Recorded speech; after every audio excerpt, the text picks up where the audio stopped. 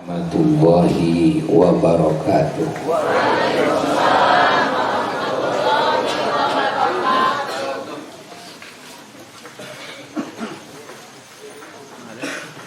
Alhamdulillah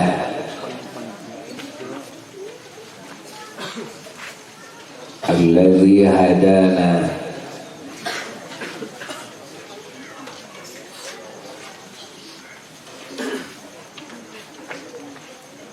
lil imani wal islam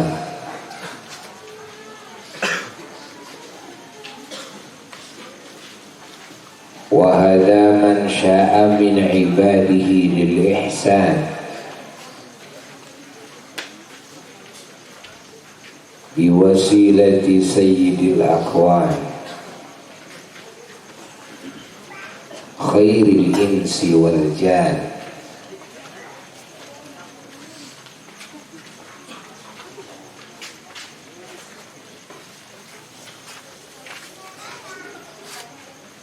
Sayyidina wa nabiyina wa maulana Muhammad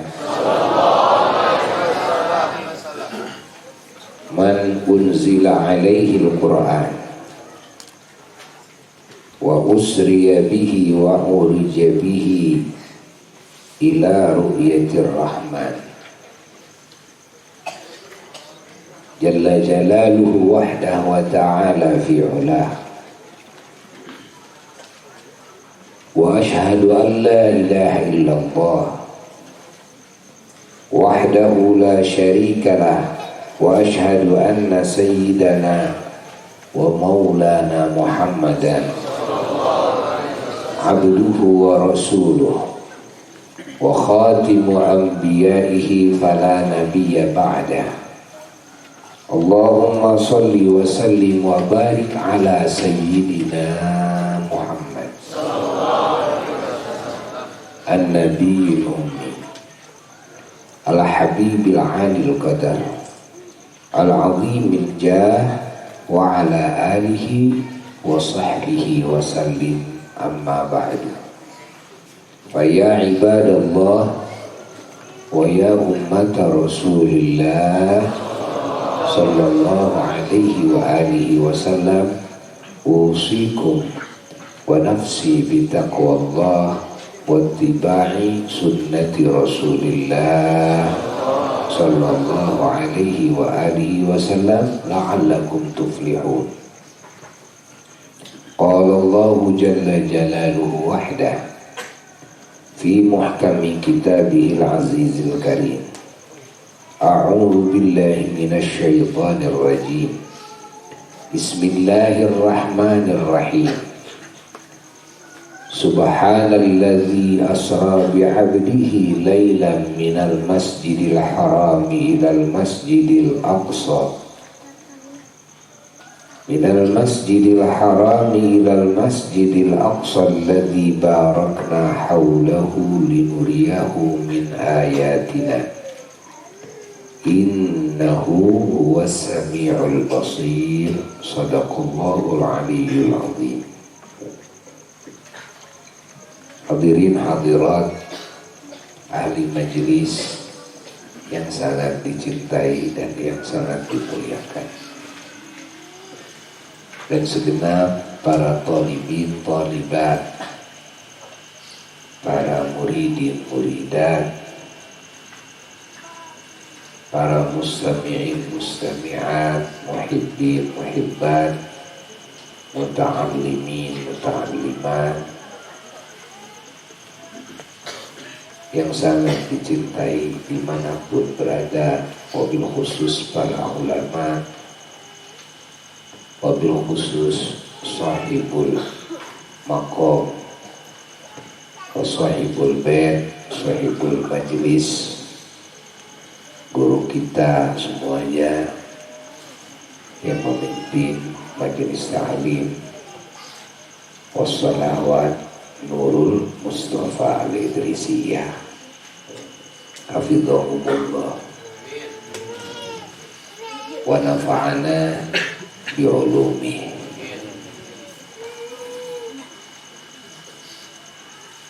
Yang semuanya sangat Al-Fakir cintai, sangat Al-Fakir muliakan, sangat Al-Fakir doakan, sangat Al-Fakir harapkan doanya untuk kesuksesan segala yang dicita-citakan oleh kita bersama dan oleh semua mukminin mukminat, muslimin muslimat dimanapun berada dan kapanpun, dari segala kebaikan dunia dan kebaikan akhirat melalui majelis yang mulia seperti ini. Semoga dikabul oleh Allah.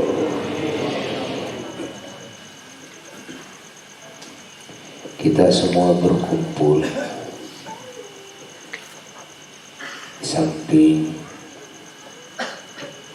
merupakan kewajiban kita, juga merupakan kebutuhan kita. Bahkan mungkin menurut sebagian yang hadir ini merupakan hobi. Hobi itu adalah sesuatu yang dicintai. Kebutuhan dan hobi sudah lain masalah.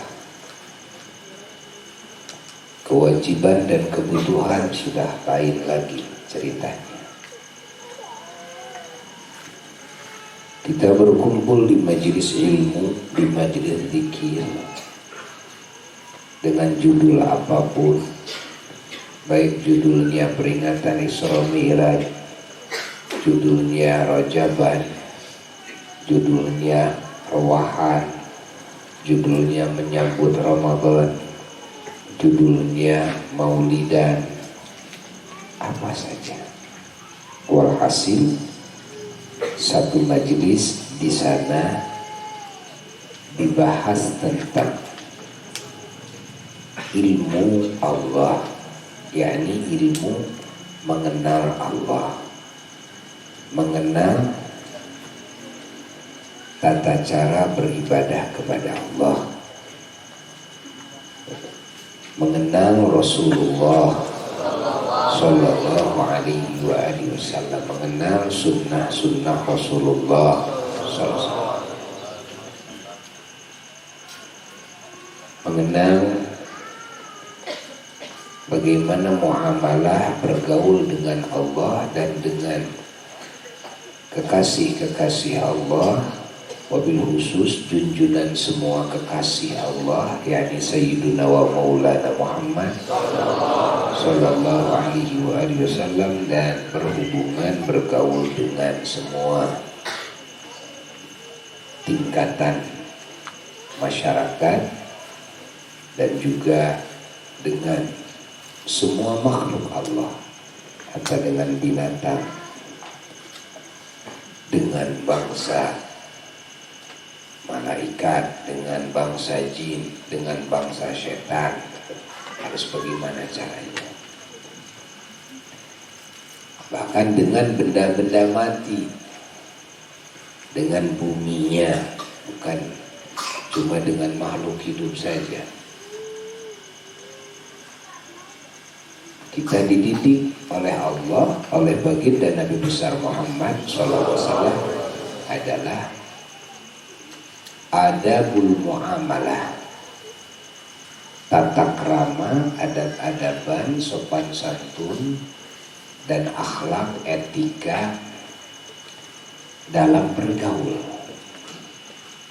Tidak ada pergaulan yang paling menyeluruh seperti pergaulan yang diajarkan oleh Allah dan yang diajarkan, yang dicontohkan oleh Nabi kita Sayyidina Muhammad.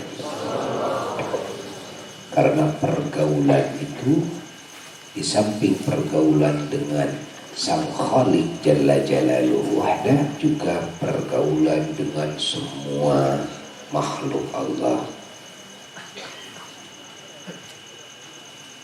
Kita dididik bagaimana cara bergaul dengan semua makhluk Allah yang sangat variatif, yang sangat variatif. Semua makhluk Allah, bayangkan, ini bukan cuma hablun minan nas saja, tapi juga hablun min jami'i khalqillah. Jadi hablun yaitu tali hubungan, bukan cuma dengan manusia saja, tapi dengan semua makhluk Allah. Maka yang harus diperhatikan dan dijaga ketat hak-hak asasi. Di dalam ajaran Islam ada dua, satu hak asasi ketuhanan, kedua hak asasi semua makhluk yang disebut dengan HAM. Kalau HAM yang sekarang digemor-gemorkan adalah hak asasi manusia saja. Bahkan banyak yang menyalahartikan, salah dalam pemahamannya, bahkan ada yang salah dalam prakteknya. Tuh, sekarang banyak yang menyebut hak asasi HAM, tapi ternyata yang membangun HAM atau yang menggembor-gemborkan HAM itu bisa saja terjadi malah merusak HAM itu sendiri, menginjak-injak HAM itu sendiri. Berapa banyak rakyat yang dicelakakan karena salah menerapkan HAM. Berapa banyak masyarakat yang tertindas karena salah dalam menjalankan HAM.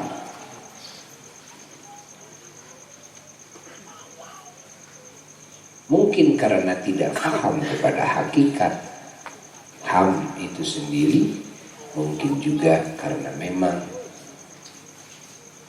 salah dalam prakteknya, tidak sesuai dengan yang dimaksud, yang sesungguhnya yang dimaksud.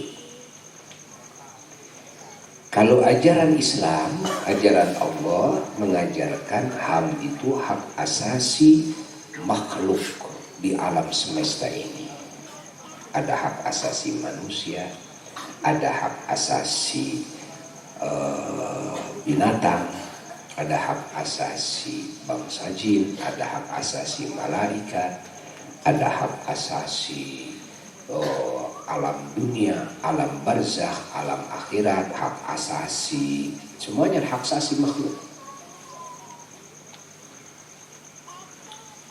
Sehingga kita dididik bagaimana cara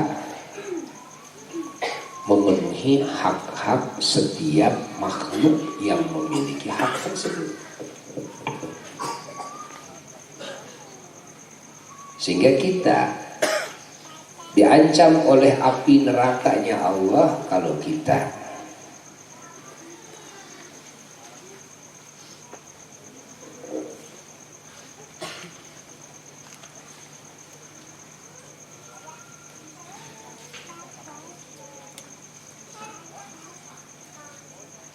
memiliki burung umpamanya.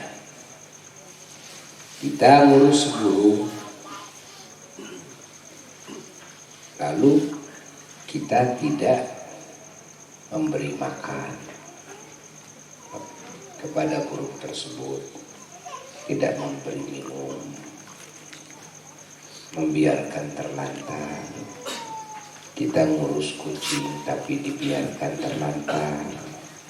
Kita ngurus domba tapi dibiarkan terlantar. Kita memiliki kuda tapi dibiarkan terlantar. Kan cuma manusia. Kita diancam oleh Allah dengan ancaman siksa. Ini saking apa? Saking Islam memperhatikan hak makhluk. Makhluk punya hak. Makhluk punya hak. Sehingga di dalam syara dijelaskan, kalau jalan umum, ini jalan umum nih, artinya semua namanya makhluk punya hak untuk berjalan di atas jalan umum, maka kita tidak boleh mengkup dengan jalan tersebut hanya oleh kita saja. Kita tidak boleh menghalangi yang lain untuk lewat di jalan tersebut. Hatta anjing sekalipun,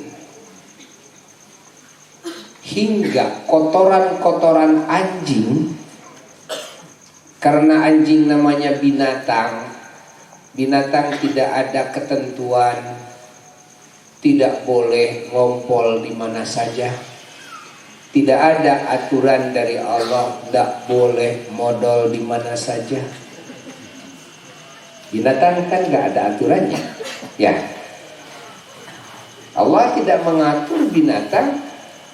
Oh, kamu tidak boleh ngompol di jalan itu, nggak ada aturan. Masya Allah.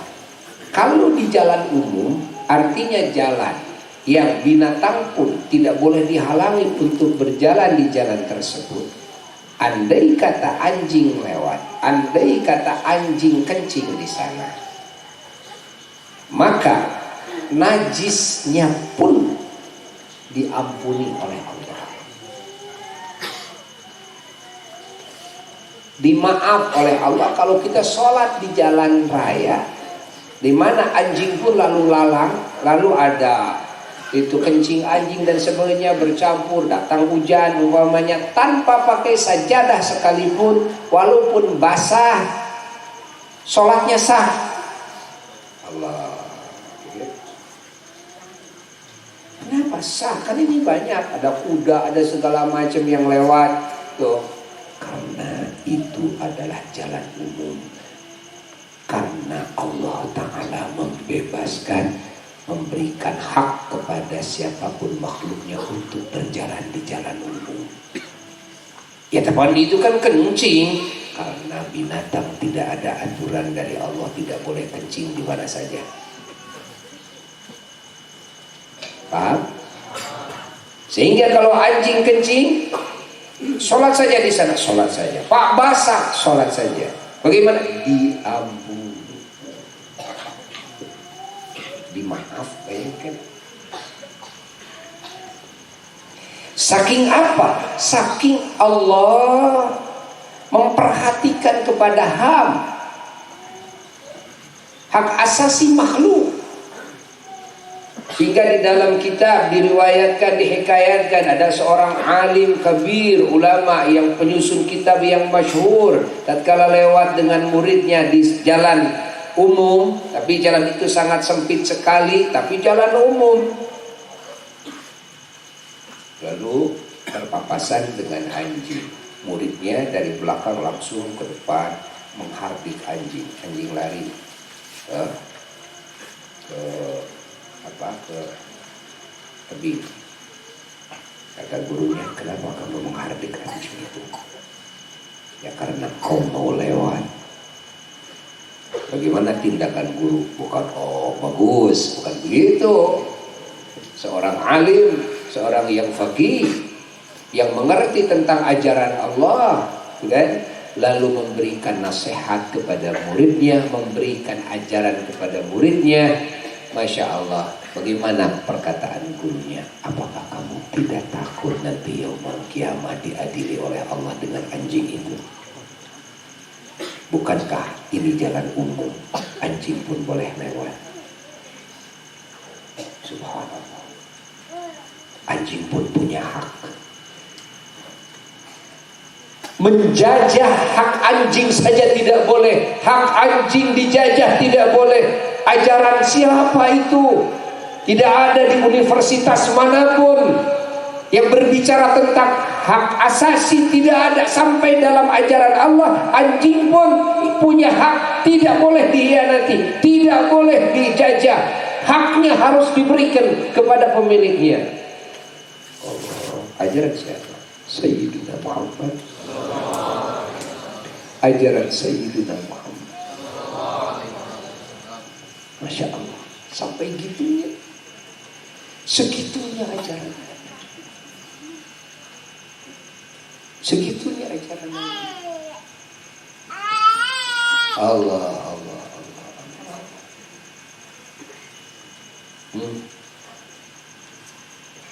Masya Allah.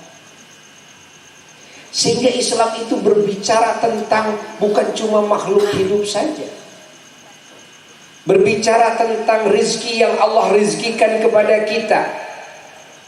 Ingat, berbicara tentang jasad yang Allah berikan kepada kita, roh, akal, kekuatan, tenaga, kesehatan, jabatan, harta benda, tempat, rumah, semua yang Allah berikan kepada kita. Mereka punya hak. Hak apa? Hak untuk digunakan, dipakai beribadah kepada Allah. Jika kita tidak memenuhi hak harta, hak jasad, hak roh, hak ini semua yang Allah berikan kepada kita untuk dipakai beribadah kepada Allah, maka kita berhadapan dengan siksa Allah. Masya Allah. Ka'bah punya hak untuk dihadapi oleh dada kita dalam setiap 5 kali dalam sehari, dalam sholat harus menghadap ke Ka'bah. Itu hak Ka'bah. Dada kita harus dihadapkan ke Ka'bah. Itu hak Ka'bah. Kalau kita ingat tidak memenuhi hak Ka'bah, kita dituntut yaumul qiyamah, berhadapan dengan siksa Allah. Masya Allah. Bukan cuma makhluk hidup saja, bukan cuma manusia saja. Sehingga kepada setan pun setan punya hak. Apa hak setan, hak iblis? Hak setan, hak iblis dimusuhi oleh kita. Kalau kita tidak memusuhi setan, kita diancam oleh Allah. Karena memang hak setan adalah dimusuhi. Tidak ada di alam semesta ini yang harus dimusuhi kecuali setan dan sifat-sifat setan. Andai kata sifat setan nempel pada diri kita sendiri, kita wajib memusuhinya. Memusuhi apanya? Sifat setan.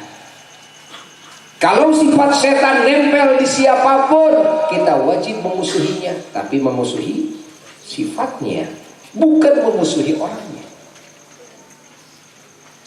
Tidak ada dalam ajaran Allah memusuhi orangnya seperti kafir. Memusuhi kafir tidak ada.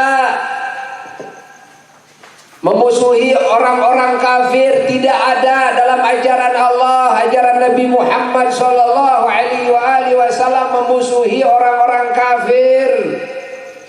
Tidak ada memusuhi ahli maksiat.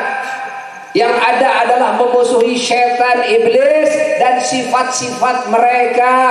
Jikalau sifat mereka nempel di manusia, mau kafir, mau kita sendiri, maka kita wajib memusuhi sifat tersebut. Wajib memerangi sifat tersebut. Yang dimusuhi adalah sifatnya, tapi manusianya, orangnya harus disayang oleh kita, harus dibela oleh kita, jangan sampai dibakar oleh api neraka. Selamatkan diri kita, selamatkan keluarga kita, selamatkan manusia semuanya. Jangan sampai mereka dibakar dalam api neraka. Apalagi kalau sifat kekufuran kepada Allah, penentangan kepada Allah bersemayam dalam hati manusia yang disebut dengan kaum kafirin, maka mereka oleh Allah akan ditenggelamkan, mereka akan diabadikan dalam api neraka Allah yang amat dahsyat, yang amat nista. Maka kita harus sayang kepada mereka. Bagaimana caranya mereka tidak jadi disiksa? Bagaimana supaya mereka ahli maksiat tidak jadi masuk neraka? Bagaimana mereka harus difikirkan oleh kita. Berjuanglah kita, ini makna hakikat jihad fisabilillah. Makna hakikat jihad fisabilillah adalah berjuang di jalan Allah. Apa yang diperjuangkan? Yang diperjuangkan bagaimana kita, keluarga, bagaimana semuanya, tetangga, sahabat, ahli kampung, ahli negeri kita, dan semua manusia di muka bumi ini Bagaimana caranya supaya tidak menjadi ahli neraka?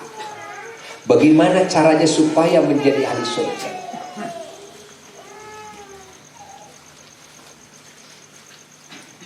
Paham? Maksud jihad paham? Makna hakikat jihad paham? Jihad itu bukan membunuh orang. Jihad fisabilillah bukan ngebom orang, bukan menteror orang. Dalam ajaran Allah dan Rasul tidak ada. Jangankan menteror manusia, menteror binatang pun tidak boleh. Jangankan mengebom, membunuh, hatta dalam hati jelek sangka saja tidak boleh. Bayangkan jelek sangka saja tidak boleh, bagaimana ngebom? Hanya dalam hati. Orang yang disangkanya tidak tahu dia bahwa hati kita jelek sangka sama dia. Hasud tidak boleh. Apa hasud? Rasa tidak senang kalau lihat yang lain mendapatkan kebaikan, keuntungan, gitu kan? Padahal tidak senang itu rasanya hanya di dalam hati. Dia juga tidak tahu rasa yang hadir dalam hati saya itu dosa besar. Bagaimana dengan membunuh? Sekarang banyak orang yang tidak faham kepada hakikat makna jihad fisabilillah. Mari kita jihad, mari kita jihad. Lalu bom itu tuh, bunuh si anu, habisi si anu. La. Kalau begitu, Nabi begitu diangkat menjadi Rasul pasti dibabat semuanya, dibunuh yang ada di Makkah. Begitu enggak? Nabi begitu enggak? Tidak. Begitu diangkat menjadi Rasul pada malam Senin saat itu, di usia 40 tahun beliau di Gunung Nur, di Gua Hira. Ketika dilantik oleh Allah menjadi seorang utusan Allah, apakah Nabi ngangkat pedang? Lalu Nabi mempublikasikan, "Hei orang-orang kafir, kalian musuh saya, kalian musuh Allah, akan saya habisi dan saya akan jihad di jalan Allah." Dihabisi semuanya, begitu enggak? Lalu apa yang dilakukan oleh Nabi? Nabi itu adalah imam kita, Nabi itu adalah uswah kita, suri toladan kita, Nabi itu adalah qudwah kita, pemimpin kita, Nabi kita itu adalah pendidik kita. Lalu kita berkiblat kepada siapa di dalam tarbiyah, di dalam didikan? Berkiblat kepada siapa? Kenapa terjadi ada orang Islam menteror si A, menteror si B dengan alasan mereka adalah kafir, mereka adalah tidak beriman, mereka adalah bunuh sana, bom sini. Mereka juga sama punya kekuatan, mereka punya senjata dan sebagainya. Apa yang terjadi? Yang terjadi adalah saling bunuh. Apakah Islam ini diturunkan untuk saling bunuh? Apakah ajaran Allah ini diturunkan untuk mematikan atau menghidupkan? Menghidupkan, bukan mematikan. Untuk membangun kehidupan, bukan untuk membangun kematian. Untuk membangun kebahagiaan, bukan untuk membangun kesedihan dan kebingungan. Untuk membangun ketenangan, bukan untuk membangun stres. Untuk membangun kesehatan, bukan untuk membangun sakit. Untuk membangun kemuliaan, bukan untuk membangun kehinaan dan kehancuran kehormatan. Untuk membangun kasih sayang, bukan untuk membangun kebencian. Untuk membangun saling sayang menyayangi, saling cinta mencintai, saling hormat menghormati, saling bantu membantu, bukan untuk membangun saling benci membenci, saling tindas, saling bunuh, saling jelek-jelekin, saling omongin, saling buka keaiban. La. Walaupun mengatasnamakan Quran dan hadis, ngaco kamu, ngaco. Ini bukan ajaran Sayyidina Muhammad. Allah. Ajaran Nabi kita adalah berbuat baik kepada siapapun, baik manusia maupun binatang. bukan berbuat kejelekan, bukan. Ajaran Nabi kita Shallallahu Alaihi Wasallam adalah ajaran harus bisa membalas kebaikan yang lain dengan yang lebih baik daripada kebaikan mereka kepada kita.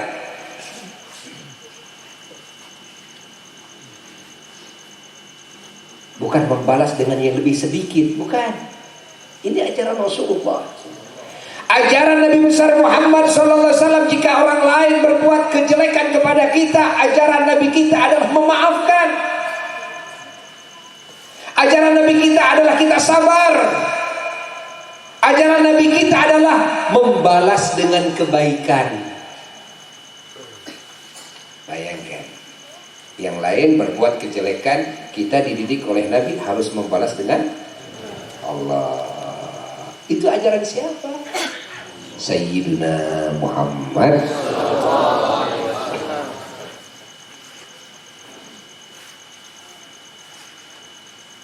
Hayati oleh kita. Sesungguhnya logikanya enteng saja. Sekarang banyak yang mengatasnamakan perjuangan agama dengan cara kekerasan, dengan cara membabi buta, dengan cara menjelek-jelekan, dengan cara merendahkan, memperolok-olok. Tidak ada ajaran dakwah Nabi cara seperti itu. Tidak pernah keluar dari lisan Nabi bahwa Nabi melaknat si A atau si B, bahwa Nabi merendahkan si A dan si B. Nabi cuma mengajak, memberikan solusi, memberikan ajaran yang terbaik, lalu memberikan contoh akhlak yang mulia, memberikan contoh inilah amalan yang baik, inilah ucapan yang baik, inilah pemikiran yang baik, inilah niat-niat yang baik. Hanya itu saja. Anda mau menerima, alhamdulillah. Anda tidak menerima, kami tidak akan berhenti berdakwah mengajak kepada Anda. Kan? Anda memuji, silahkan. Anda mencaci, kami tetap akan sabar dan kami tidak akan membalas cacian Anda dengan cacian. Allah, ini ada akhlak Sayyidina Muhammad.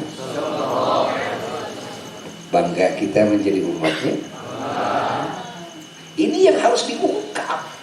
Dan kalau berbicara tentang mengingat Nabi Muhammad SAW, ini harus diungkap. Apalagi di zaman di mana umat Islam sekarang banyak yang dikelurukan pemahamannya tentang ajaran Nabi Muhammad. Banyak yang dibelot-belotkan daripada hakikat ajaran Sayyidina Muhammad. Sehingga hak kelihatannya batil, batil kelihatannya hak.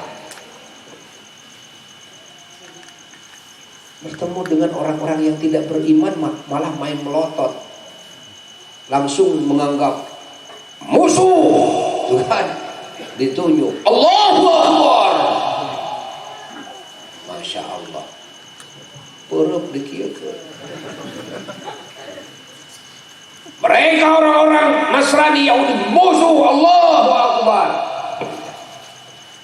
Bukankah Nabi ketika diutus saat itu Makkah, Madinah dan Jazirah Arabia dan muka bumi ini penuh dengan manusia-manusia yang tidak beriman kepada Allah, yang musyrik kepada Allah, yang Yahudi, yang Nasrani, yang Majusi, yang tidak bertuhan sama sekali.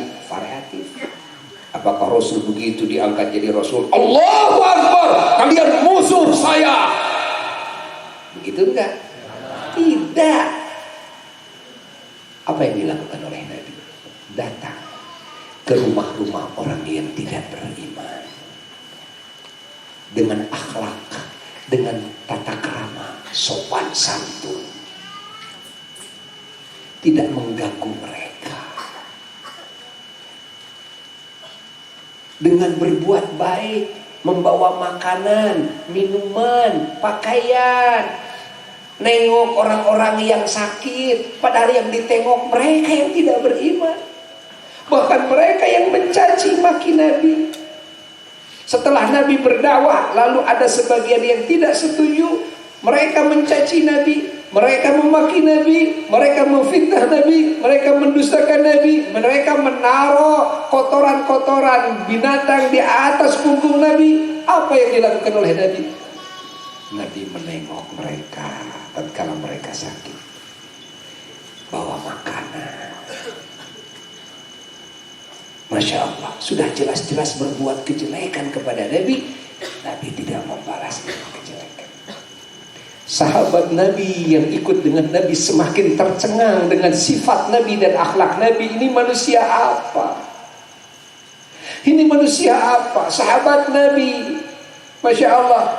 Akhirnya apa yang terjadi? Yang terjadilah perubahan sifat, perubahan akhlak, perubahan mindset di sahabat-sahabat Nabi. Lalu sahabat Nabi pun juga mereka bersabar, disiksa bersabar mengikuti Nabinya. Mereka diam, tidak membalas kejelekan ke orang-orang yang memusuhinya, yang jelek kepada para sahabat Nabi dengan kejelekan lagi, tidak dengan ucapan, tidak dengan perilaku sama sekali. Karena melihat siapa? Rasulullah.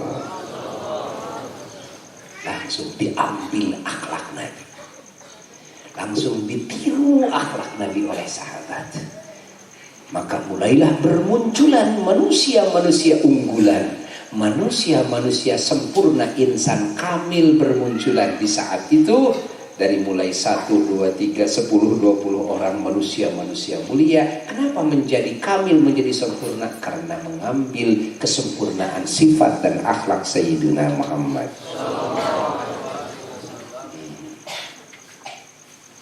Bayangkan, hayati oleh kita. Mereka non-muslim saat Nabi berdakwah, mereka non-muslim, Masya Allah, mulai bertekuk lutut melihat cahaya hidayah dan kesempurnaan sifat yang belum pernah mereka lihat, belum pernah mereka dengar, belum pernah mereka saksikan. Sifat yang sempurna seperti yang mereka saksikan dalam wujud kehidupan Sayyidina Muhammad. Bertekuk lutut akhirnya, ingin mendapat ajaran Nabi, masuk Islam, bukan karena takut oleh pedang Nabi, karena Nabi tidak bawa-bawa pedang terus ke kampung-kampung seperti sekarang jeger-jegeran. Tidak, Nabi tidak, Masya Allah. Mereka masuk Islam bukan karena dirayu oleh Nabi, tidak. Nabi tidak menipu, tidak merayu, tidak. Tapi Nabi memperlihatkan kesempurnaan akhlak, kesempurnaan sifat, kesempurnaan ilmu pengetahuan, kesempurnaan perbuatan, kesempurnaan ucapan langsung diwujudkan oleh Nabi di hadapan mereka. Bagaimana yang disebut dengan akhlak itu tatkala berhubungan dengan Allah, bagaimana kesempurnaan akhlak itu tatkala berhubungan dengan sesama manusia. Semua orang-orang kafir melihatnya dan merasakannya langsung. Kalau kita kan kadang-kadang jadi kiai cuma ngomong di panggung. Boleh jadi ngomongnya bagus, tapi dalam prakteknya jangankan dengan orang non-muslim, dengan saudaranya juga barangkali tidak pernah mau nanya, tidak pernah mau menyapa, tidak mau nengok. Tidak mau nengok, saudaranya sakit, tidak mau nengok, tidak tahu. Oh sakit ya? Oh, bukan sakit lagi, sekarang sudah dikuburkan tujuhnya.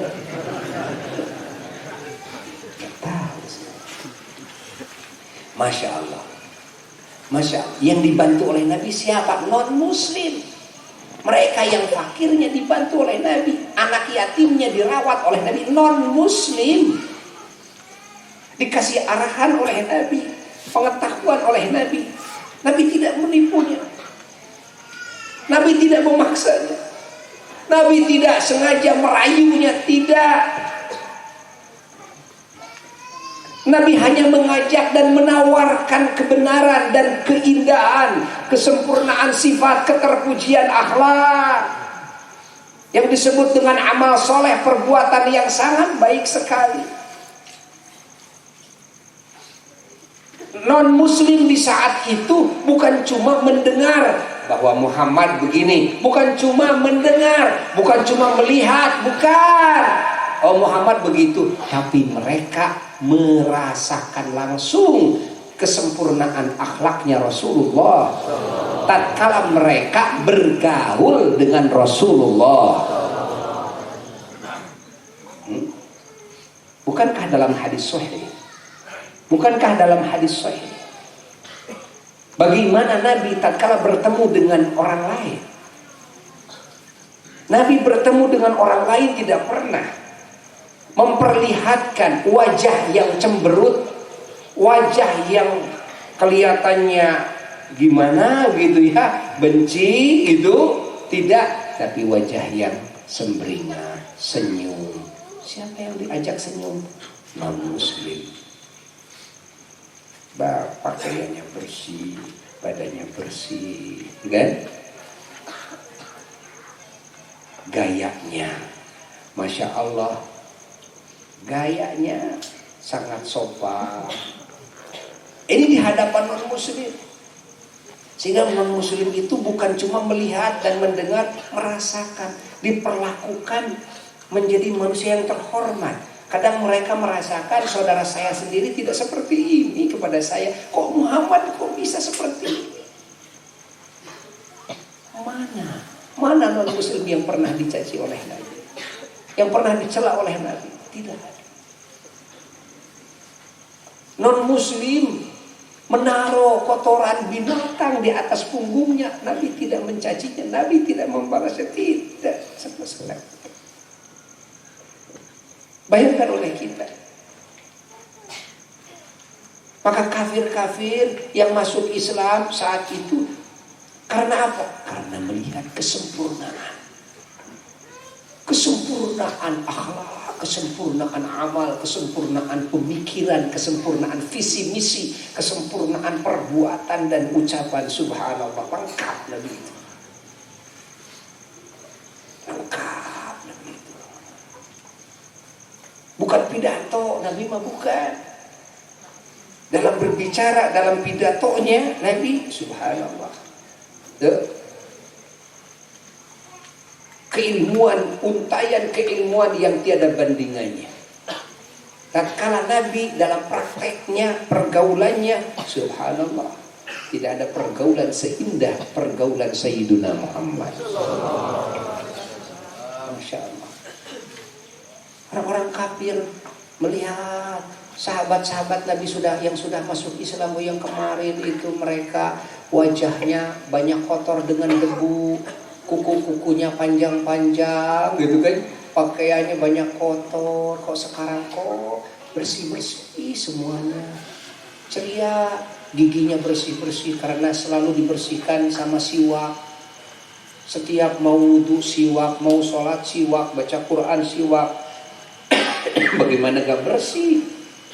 Selalu pakai minyak wangi, rambutnya tidak ada yang acak-acakan. Kenapa? Selalu bawa sisir, pakai sisir, gitu kan? Pakaiannya rapi, kelihatannya Masya Allah. Setiap mau makan, mereka cuci tangan, setelahnya cuci tangan. Pagi-pagi sebelum subuh sudah bangun. Bayangkan munajat kepada Tuhan Sang Pencipta alam semesta. Masya Allah, rukuk dan sujud, ya? Berdoa, bertasbih, kelihatannya seperti itu. Lalu mereka bekerja, cara bekerjanya Masya Allah, tidak ada jual beli sesama mereka itu yang merasa dirugikan, tidak ada. Akad-akadan yang jelas, kan? Jujur, tidak ada penipuan. Kalau ketemu kelihatan baca assalamualaikum, doa semoga kalian mendapat keselamatan dari Allah dan kasih sayang Allah dan barokah dari Allah. Dijawab lagi oleh temannya, waalaikumsalam warahmatullahi wabarakatuh. Begitu pula kalian semoga mendapatkan keselamatan dan semoga mendapatkan kasih sayang Allah dan keberkahan. Terus salaman, rangkul-rangkulan, Masya Allah, dengan wajah yang penuh dengan kebahagiaan, senyum. Masya Allah, begitu didengar omongannya, obrolannya, tidak ada yang menceritakan keaiban siapapun. Yang didengar adalah yang dibicarakan kebesaran Tuhannya, yang dibicarakan adalah ilmu, yang dibicarakan adalah akhlak dan adab, aturan-aturan Allah. Masya Allah. Tidak pernah terjadi ada yang kencing di mana saja, apalagi kencing sambil berdiri kayak orang Cibaduyut. Yang begitunya jangan tersinggung. Tong HS. Masya Allah. Tidak ada yang membuang kotoran di mana saja, tidak ada. Ketika Nabi mendidik sahabatnya, Makkah menjadi bersih. Gang-gang bersih, solokan-solokan yang tidak mempet lagi. Kenapa? Karena ajaran Muhammad didengar-dengar. Muhammad itu mengajarkannya yang disebut dengan at-taqwa. Katanya, a'laha la ilaha illallah, yang paling tinggi adalah tauhid, wa adnaha imatatul adza 'anil thariq. Yang paling rendah yang disebut takwa itu adalah menyingkirkan apapun yang menjadi bahaya bagi yang lain atau menjijikkan yang lain, harus disingkirkan dari jalan-jalan itu. Bukan melemparkan ke jalan. Dia mau kuntung rokok, palungkeun ke jalan, masih nyala. Innalillah wa inna ilaihi raji'un. Makan makanan yang dibungkus dengan plastik atau dengan apa itu daun pisang, ya, lemparkan ke jalan. Innalillah, sengaja buka dulu kaca mobil, lemparkan ke jalan. Segala ke jalan. Ya, paling bagus lemparkan ke solokan, mengempet akhirnya. Apakah itu ajaran Rasul? Apakah itu, bukankah itu menyalahi takwa? Di mana Nabi mengatakan dalam hadisnya bahwa takwa itu yang paling rendahnya saja adalah bagaimana kita bisa menyingkirkan, gitu kan, kotoran-kotoran atau apapun yang bisa membahayakan di jalan-jalan di mana orang, binatang lewat ke sana bisa celaka atau bisa terkena efek negatifnya, bau dan sebagainya.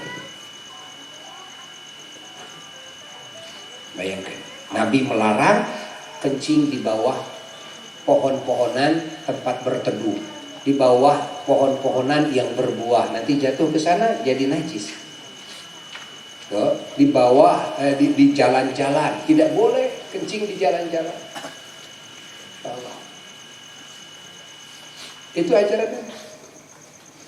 Ya, itu Muhammad ajarannya. Wanitanya tertutup, laki-lakinya tertutup. Masya Allah, ya, saya paham menemukan ajaran ini, kata orang-orang kafir. Saya paham. Tidak kedengaran menceritakan kekurangan siapapun, baik muslim maupun non-muslim yang tidak masuk Islam. Saya tidak pernah diomongkan sama sahabat-sahabat Muhammad tuh. Saya caci maki, malah mereka tidak membalas. Saya usir-usir, saya fitnah, saya dustakan, malah mereka sabar. Saya tidak pernah dibalas oleh cacian lagi. Ini ajaran Muhammad ini. Di dunia itu tidak ada ajaran seperti ajaran Nabi. Maka mencengangkan dunia ketika Nabi memberikan ajaran kepada sahabatnya dengan jumlah yang ratusan ribu sahabatnya dan keluarganya, tercengang semuanya ahli dunia. Gak ada, gak pernah di kerajaan manapun ada ajaran seperti ini, gak ada. Sampai yang terkecil saja bayangkan, terkecil saja. Yang terkecil lah, kayak barusan masalah sepele, membuang makanan atau kencing di jalan atau ada apa yang bisa mencelakakan, bersih, gitu kan? Itu ajaran yang paling rendah seperti itu. Ajaran kebersihan, kuku-kukunya tidak ada yang panjang-panjang, kumisnya tidak ada yang melebihi merahnya bibir yang atas. Nabi bersihkan, berjenggot rapi, ininya rapi, kan? Pakaiannya bersih-bersih, putih-putih, karena Nabi mencintai yang putih-putih. Pakai jubah, pakai imamah, di dalamnya kopiah sehingga rambutnya tidak terkena debu. Kadang-kadang kan kalau dalam ilmu kedokteran sekarang sudah ditemukan bahwa udara ini tidak semuanya sehat. Banyak udara yang banyak bakterinya. Kalau ke rambut, nah ini bisa menyerang otak. Tapi ternyata ajaran Nabi karena mensunnahkan menutup kepala dengan kopiah, subhanallah, aman dari serangan penyakit itu. Nabi sudah mengajarkan 1400 sekian puluh tahun kepada kita. Bayangkan, pakai imamah seperti ini aman, sehingga yang terjatuh dari kuda kepalanya aman-aman. Kenapa? Pakai sorban. Tatkala yang lain orang-orang kafir ada yang jatuh dari kuda, ada yang jatuh dari unta, katanya gegar otaknya. Umat Muhammad tidak pernah terjadi gegar otak. Kenapa? Pakai sorban semua. Bayangkan kalau bepergian bawa tongkat, kan? Bawa tongkat, lalu bawa pisau bepergian itu. Itu ajaran Nabi. Bawa tongkat. Hikmah tongkat ini sangat banyak. Jika kita kalau berjalan pakai tongkat akan lebih mantap, ya kan? Kalau lebih mantap pakai tongkat itu. Lalu kalau kita ada keperluan yang lain, ada binatang-binatang yang akan mencelakakan, ini bisa digunakan. Tuh tongkat ini.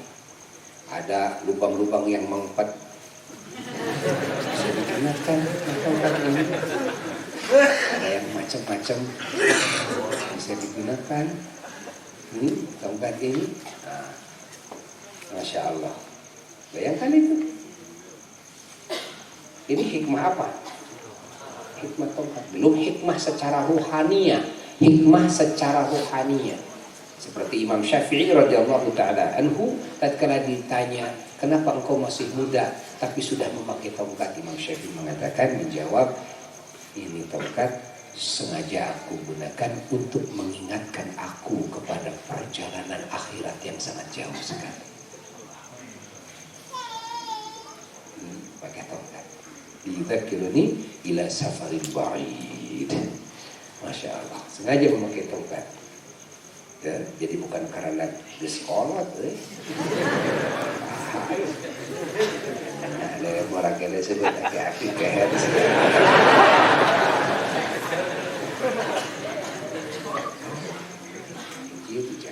Banyak hikmah. Ini sudah berapa daerah ini, berapa provinsi masuk pesawat. Tuh hikmah tongkat. Masya Allah. Nabi itu suka pakai ini lagi apa? Burdah. Masya Allah. Hikmahnya ini banyak pakai burdah. Banyak sekali. Sehingga dalam bepergian kemana saja. Sehingga kalau sholat tinggal dijadikan sajadah. Juga? Kalau sholat dijadikan sajadah. Kalau panas dijadikan payung. Hujan dijadikan payungnya. Subhanallah. Dan kalau haredang dijadikan kipas. Gerah dijadikan kipas. Kan? Kalau mau kencing di padang pasir, ini bisa langsung dijadikan penghalang hijab. Subhanallah. Kalau lewat warung belum bayar malu.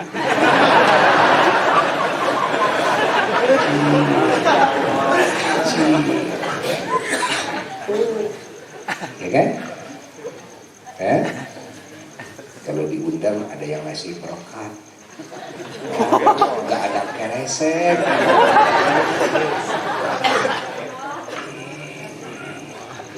Dikasih domba nggak ada tambang.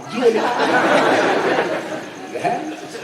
Masya Allah. Kalau ada yang macam-macam, nah, dilarakan ya. Nah, gitu bisa.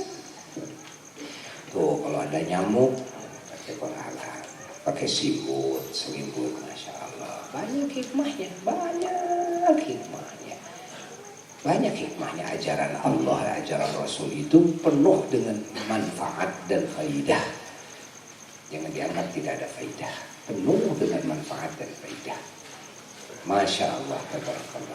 Itu orang-orang non-muslim di zaman Nabi melihat, merenung, memikirkan. Mereka tidak bisa mematahkan hujah ajaran Nabi itu. Semuanya hujah yang tidak bisa dikalahkan. Pemikiran mereka ingin menjatuhkan ajaran Nabi, beku semuanya. Menjatuhkan dari sisi apanya coba? Mau dijelek-jelekin dari sisi apa? Dari sisi lihat kebersihan, ajaran Islam lebih bersih daripada mereka. Dilihat dari sisi apa coba? Kesehatan, ajaran Islam lebih menyehatkan daripada ajaran mereka. Bangun tidur subuh saja sudah wudu. Tuh, dalam wudu harus digoyang-goyang. Kan di wudu itu digoyang-goyang, ditekan. Dalam ilmu kedokteran mereka tahu bahwa banyak saraf yang terganggu di wajah. Akhirnya tuh, banyak yang stroke sebelah. Tuh. Itu kan pengobatannya harus digoyang karena jarang digoyang wajahnya.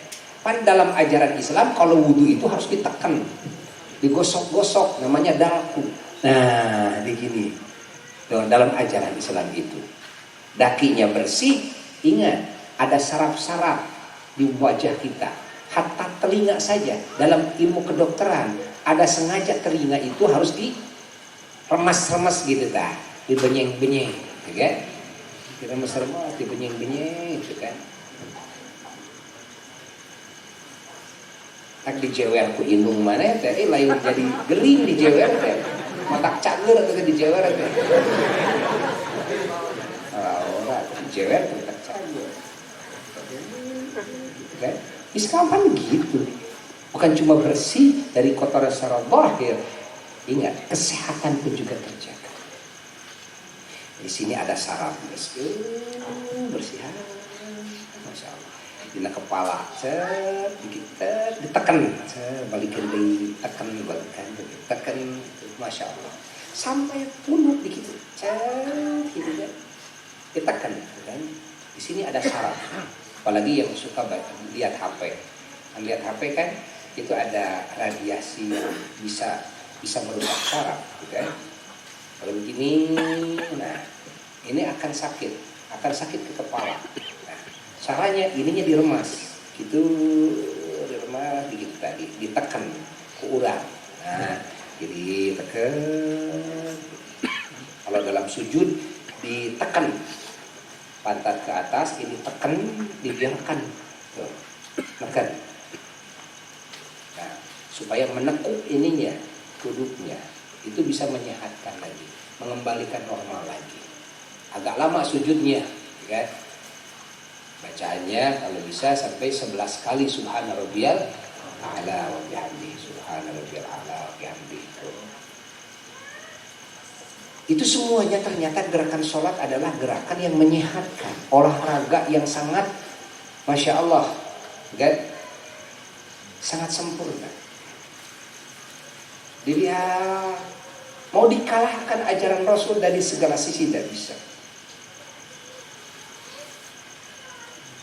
Kan orang-orang cerdas itu gampang kalau mau mengalahkan ajaran seseorang. Apalagi sekarang kan, tuh, lihat dalam ilmu kedokteran, lihat dalam ilmu kesehatan, tuh lihat juga semuanya. Gampang ngeceknya bahwa ini ajaran benar atau tidak, cocok atau tidak. Lihat dari sisi kesehatan ini menyehatkan atau tidak, ya, lihat dari sisi-sisi lain dan sebagainya. Begitu melihat ajaran Islam, wah lengkap. Kebutuhan manusia ada dalam ajaran Islam. Hati bisa tenang, ajar dalam Islam. Badan bisa sehat, ada dalam ajaran Islam. Hubungan manusia dengan Tuhan bisa baik, ada dalam ajaran Islam. Hubungan manusia dengan sesama makhluk menjadi baik, menjadi aman, menjadi tentram, menjadi penuh kasih sayang, penuh bahagia, saling hormat menghormati, bantu membantu, ada dalam ajaran Islam. Bayangkan. Kesehatan yang dibutuhkan ada dalam jalan ajaran Islam. Kemuliaan yang dicari ada dalam ajaran Islam. Lengkap semuanya. Itu adalah ajaran Sayyiduna Muhammad.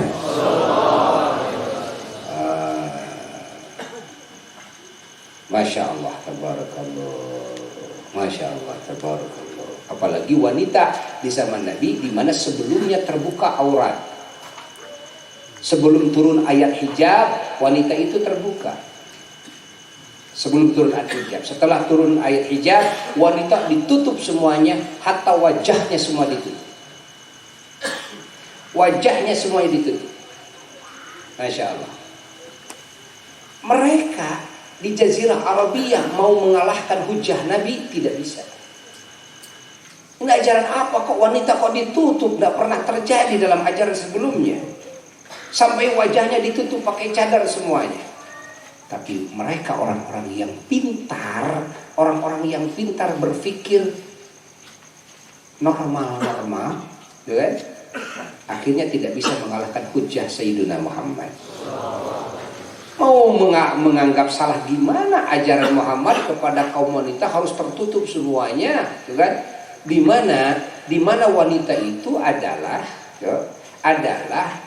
ingat, wanita itu adalah aset bagi laki-laki, ya, yang betul-betul harus dijaga untuk membahagiakan suaminya.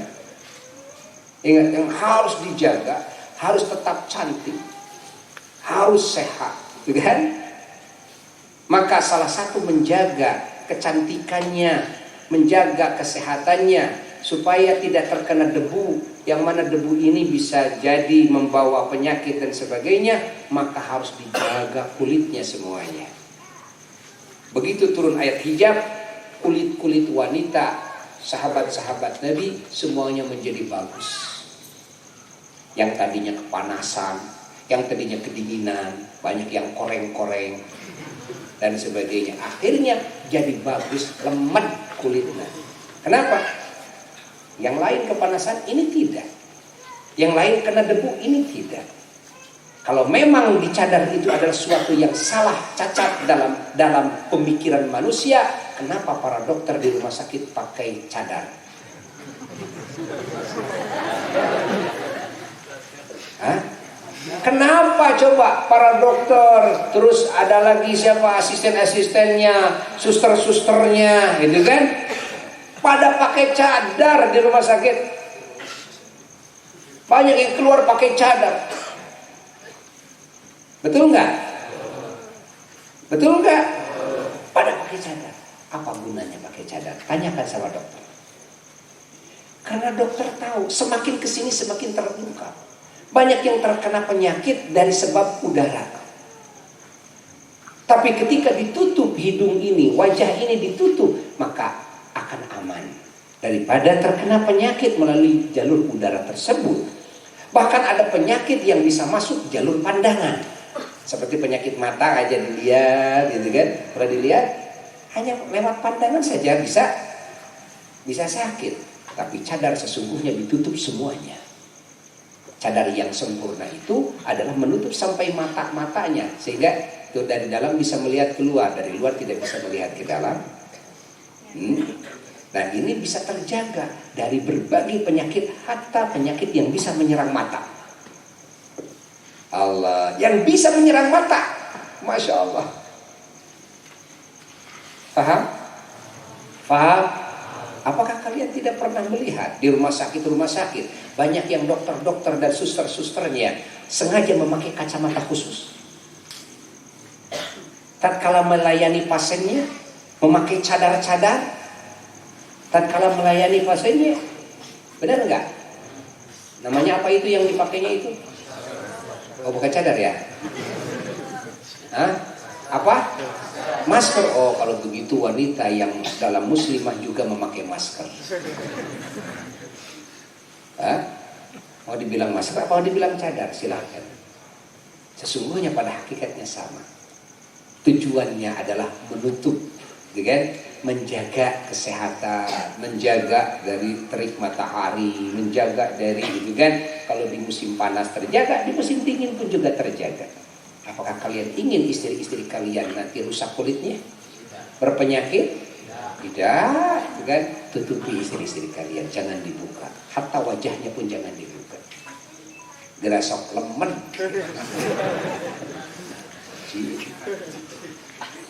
Banyak orang yang sekarang menganggap bahwa cadar itu adalah suatu hal yang jelek, seolah itu adalah sesuatu kesesatan di dalam ajaran agama. Innalillah, kalau begitu dokter-dokter sesat semua. Hayati oleh kita. Kenapa banyak yang menganggap seperti itu? Itu bukan orang cerdas. Itu orang yang masih bodoh, tidak tahu hikmah dan kemanfaatan faidah dicadar. Andai kata tahu, pasti semua wanita ingin dicadar. Kalau dokter yang ngomong, hei wanita-wanita, di mana saja, jangankan muslim, non muslim, wanita-wanita di mana saja. Sekarang apalagi sudah zaman perang, bukan dengan senjata api, tapi perang dengan senjata apa? Bukan kimia. Senjata kimia, ingat. Sekarang bisa membunuh lewat udara, lewat udara, pesawat langsung jatuhkan, hanya debunya saja, padahal itu adalah kimia yang bisa mematikan, yang bisa menjadikan sakit itu sakit ini. Dari udara di satu negara jatuhkan sudah bisa mati semua. Jatuhkan semua bisa sakit semua. Sekarang sudah terjadi, kan? Kotornya nih udara di kita ini. Siapa yang ingin sehat, semuanya pakai masker. Oh, pasti bakal nurut semua. Tapi ternyata 1400 sekian puluh tahun Rasulullah SAW sudah mendidik kaum wanita seperti itu. Allah, betapa sempurna ajaran Sayyidina Muhammad. Hartos, Eces, Alhamdulillah. Inilah Nabi yang dalam perjalanan dakwahnya dan mendidik umatnya 1 tahun sebelum hijrah oleh Allah diundang ke singgasana Allah. Oleh Allah diundang ke singgasana Allah untuk dipertemukan dengan Allah, diperlihatkan kepada zat Allah, diperdengarkan kepada firman Allah, untuk menerima berbagai curahan anugerah dari Allah di alam dan di tempat yang semua malaikat Allah tidak boleh ada yang tahu, semua makhluk Allah tidak boleh ada yang tahu. Berduaan antara kekasih dan kekasihnya. Allah kekasih baginda Nabi besar Muhammad. Nabi Muhammad SAW kekasih Allah Jalla Jalaluhu wahda. Allah, Allah, Allah, Allah, Allah, Allah, Allah, Allah. Bersyukur kita menjadi umatnya. Semoga ditetapkan terus menjadi umatnya dan menerima ajaran kesempurnaan daripadanya, menerima ajaran keterpujian yang paling puncak daripadanya, menerima ajaran kesucian, ajaran kebenaran, ajaran kewangian, ajaran keunggulan dan keistimewaan darinya. Semoga kita pun juga bisa menjadi manusia-manusia sempurna di kemudian hari, manusia-manusia terpuji di kemudian hari, manusia-manusia yang unggul di kemudian hari. Maka pesantren dibangun untuk itu, majelis taklim dibangun untuk itu, tabligh akbar dibangun untuk itu, para rasul diutus untuk itu, semua kitab diturunkan untuk itu. Ya, ini supaya manusia dan bangsa jin ini memiliki kesempurnaan sifat. Sifat siapa yang sudah sempurna itu? Sifat Sayyidina Muhammad. Maka Nabi kita harus dijadikan kiblat oleh kita. Harus dijadikan kiblat oleh kita. Nabi kita adalah Ka'bah kita semua. Ka'bah semua muslimin, Ka'bah semua mukminin. Nabi kita adalah Ka'bah semua makhluk. Semua berkiblat kepada Nabi kita, mengambil uswah hasanah dari Nabi kita. Subhanallah. Kalau Ka'bah yang di Mekah adalah kiblatnya yang sholat, kalau Nabi kita kiblat segalanya, kiblat akidah, kiblat akhlak, kiblat ilmu, kiblat amal, kiblat kalimat thayyibat, kiblatul iman, kiblatul Islam, kiblatul ihsan, kiblatul syariah, kiblatul tariqah, kiblatul haqiqah, kiblatul ma'rifah, kiblatul sifat al-mahmudah, kiblatul akhlak al-karimah, kiblatul maratib wad darajat al-aliyah, man kiblatul khalqi sayyiduna Muhammad. Kiblat semuanya.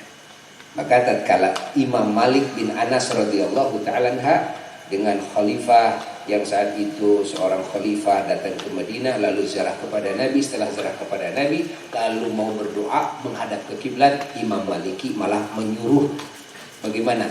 Menghadap ke makom Rasulullah. Imam Malik bin Anas, Imam Darul Hijrah, Imam Madinah Al-Munawwarah, Imam Muslimin di zamannya, gurunya Imam Syafi'i. Tatkala seorang khalifah berziarah ke makam Nabi lalu mau berdoa menghadap ke kiblat, malah Imam Malik menyuruh kembali lagi menghadap ke makam Nabi. Allah, kalau di hadapan Nabi menghadap ke makam Nabi itu karena Nabi, jasad Nabi lebih agung daripada Ka'bah. Jasad Nabi lebih agung daripada Ka'bah. Paham? Paham? Kalau sholat, kalau Ka'bah yang di Mekah hanya khusus dalam urusan sholat saja. Tapi kalau Nabi kita dalam semua urusan adalah kiblatnya semua makhluk. Sayyidina wa Maulana Muhammad. Ka'bah semua makhluk. Sayyidina wa Maulana Muhammad. Alhamdulillah. Alhamdulillah. Maksud hati berbicara tentang banyak hal dari Nabi kita, namun waktu yang tak akan cukup ya, dan kemampuan yang terbatas. Insya Allah kita teruskan nanti dalam momen yang sama atau yang tidak sama juga ya, kita teruskan lagi insya Allah. Semoga pesantren ini menjadi pesantren yang manfaat dan menjadi cahaya bagi umat, bagi umat. Sahibul Fadilah, Pak Ustaz Heri dan keluarganya dan keturunannya semuanya semoga ditinggikan derajatnya oleh Allah, dikasih ilmu yang manfaat, ditambah-tambah ilmu yang manfaat, dan murid-muridnya semuanya, para mustaminya semuanya, yang mencintainya semuanya, yang ikut membantu, mendukung dan ikut berjuang di jalan Allah bersamanya, semua menjadi ahli keselamatan, ahli kebahagiaan, ahli kemuliaan. Doa kita semua dikabul oleh Allah, dosa-dosa diampuni oleh Allah, dan dijaga oleh Allah dari segala kejelekan zahir dan batin. Dipanjangkan umur semuanya dengan penuh pengabdian kepadanya, dan juga disehatkan jasmani rohaninya, dan juga dilimpahi rizki yang halal, yang baik, yang barokah, yang gampang, dan diberi teman hidup, suami, istri, dan keturunan, dan saudara, dan semuanya yang ada di kampungnya, ahli kampung, ahli negerinya, yang semuanya saleh-salehah. Pada akhir hayatnya semuanya mendapatkan husnul khatimah, ditetapkan iman Islam dan disempurnakan iman Islam, dan mendapat syafaat baginda Nabi besar Muhammad SAW, dan bertemu dengannya, berkumpul dengannya di bawah benderanya, mendapat minum dari danaunya, dari telapak tangannya teragung, dan semuanya dimasukkan ke surga Firdaus A'la dengan syafaatnya tanpa dihisab dulu, dan di surga selalu bersamanya, dan di surga bisa melihat zat Allah, bisa mendengar firman Allah, bertemu dengan Allah, dengan keridhaannya kepada kita dan kecintaannya kepada kita. Bijahin Nabi sallallahu alaihi wasallam wa bisurri asrul Fatihah.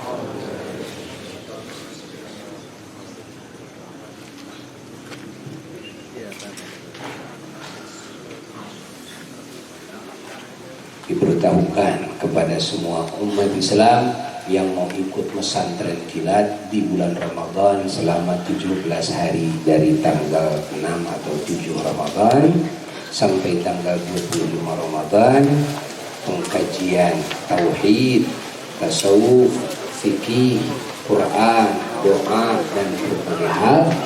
Silahkan nanti bisa langsung datang ya. Dan yang mau ikut ziarah ke Banten pada tanggal 2 Juni hari Kamis, tanggal 2 Juni hari Kamis, sekali lagi ziarah ke Banten sebelum pengajian rutin bulanan. Silakan daftar melalui panitia Bandung dan melalui panitia di daerahnya masing-masing. Wassalamualaikum warahmatullahi wabarakatuh.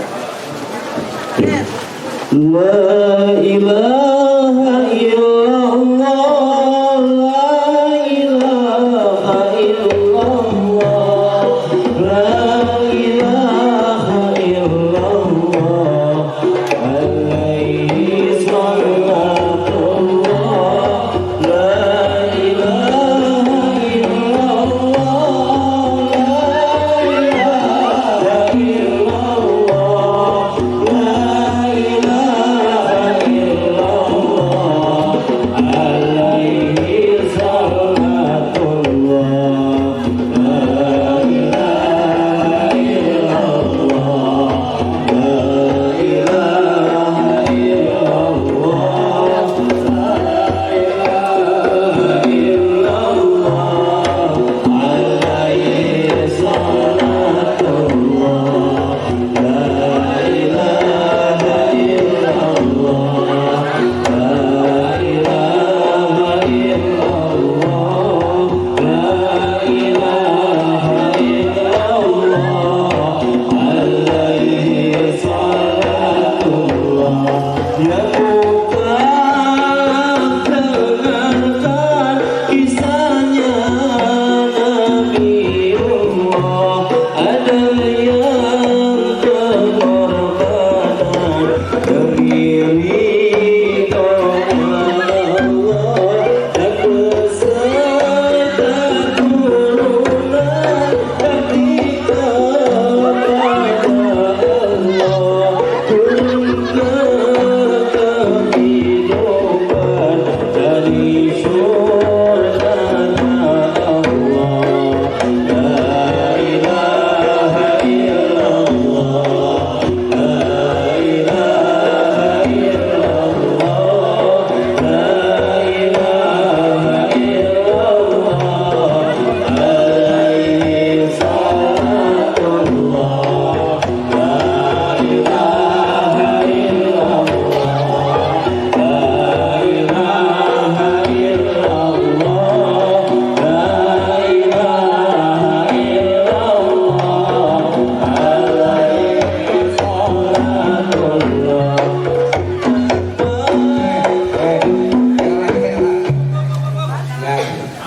Ali Muraja.